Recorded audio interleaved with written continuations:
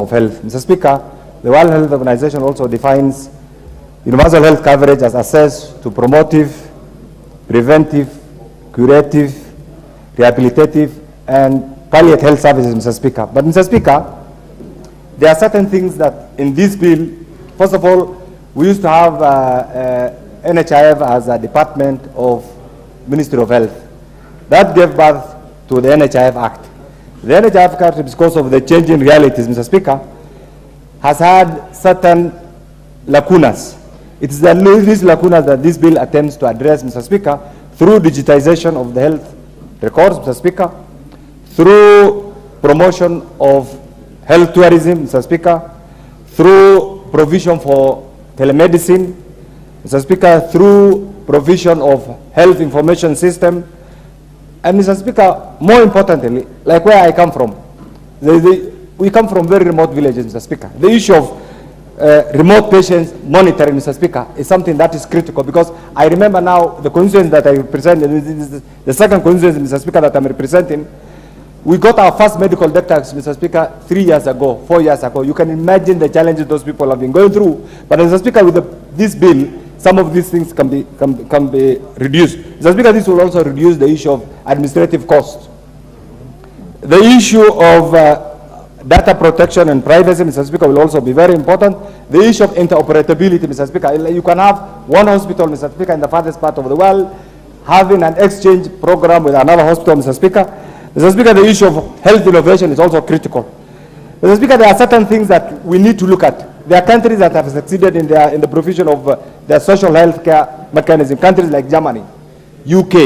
In Africa, our neighbor Rwanda here, Mr. Speaker, a small country, has had a very successful social health care, Mr. Speaker, mechanism. Countries like India, Indonesia, Ghana in West Africa, Mr. Speaker.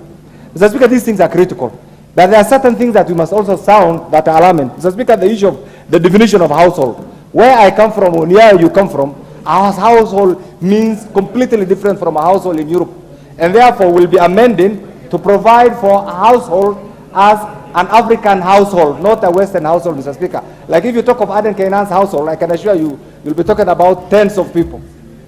A household in Western Europe means a man, wife, and a kid. If you divide the household of the Honorable Dr. Moses Wetangula, you can imagine, it's a chain. I think these are things that we'll be looking at. We will bring an amendment actually to bring this into life. Mr. Speaker, equally, we're also doing an over legislation. There are certain things that require the fact that we want to modernize and inject a bit of modernism, efficiency, Mr. Speaker, in our healthcare system doesn't mean that we over legislate everything that even requires just some administrative pronouncement. Mr. Speaker, I've looked at this. We want to cure everything. We are defining qualification for the chair. We are defining qualification for the person who is going to be the top quality assurance officer, Mr. Speaker. These things require administrative efficiencies, not legislation, Mr. Speaker. Mr. Speaker, we also need to protect the officers who are there right now. It's like we are assuming we are starting from zero. There are officers who have diligently served NHIF, Mr. Speaker, and therefore their right to a decent job must also be protected, Mr. Speaker. Mr. Speaker, in this particular bill, I'm aware that this is a country of regions. This is a country of tribes. This is a country of, call it, because that is the foundation of the nation state of the Republic of Kenya. Mr. Speaker, we must be careful, because right now the information outside there is part of the provision of this bill is meant to provide employment opportunities and exit those who are there, Mr. Speaker. If that is the agenda, then I can assure you, you will not succeed. If the agenda is to modernize, then we'll be there to support this particular bill, Mr. Speaker. Mr. Speaker, finally.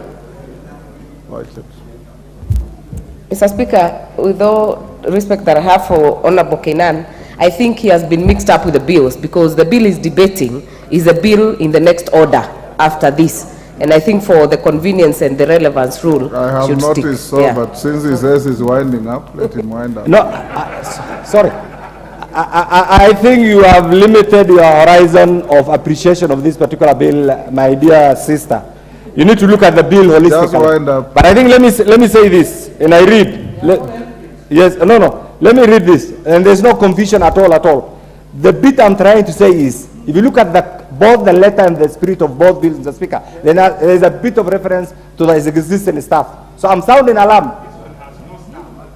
Just this, even as you operationalize this, the qualifications that you have given, I can assure you by the time we pass this, the next thing that you will see is opportunities and vacancies for directors and this. Let's accept this, that's the reality. And that's what I'm alluding to. And I really understand. I can bet that, Mr. Speaker, after we enact this, that is the next thing that you'll be seeing. I'm saying it is good, but we shall also have regard for those who are there, because this country has some of the best human resource capital. That's the bit I'm trying to say. I'm not in any way insinuating any improper motive actually on the good chairman, my friend Dr. Bokose. And finally, Mr. Speaker, there's one thing that we must accept as a country. Mr. Speaker, we have legislated. We have done everything. What we require is goodwill. I don't know how we should have, I'm told you have your own Hippocratic oath, Mr. Speaker, in the medical field. There is something that we need to eject so that once we have professionals in this particular field, the challenges NHIF has had, Mr. Speaker, will not be there. And therefore, as it is, subject to those provisions that will bring an amendment like the definition of a household, so that it contextualizes the African framework. It's a good bill, we support it, and I hope it's going to inject fresh blood and energy in our health sector. I support. Mary Massey.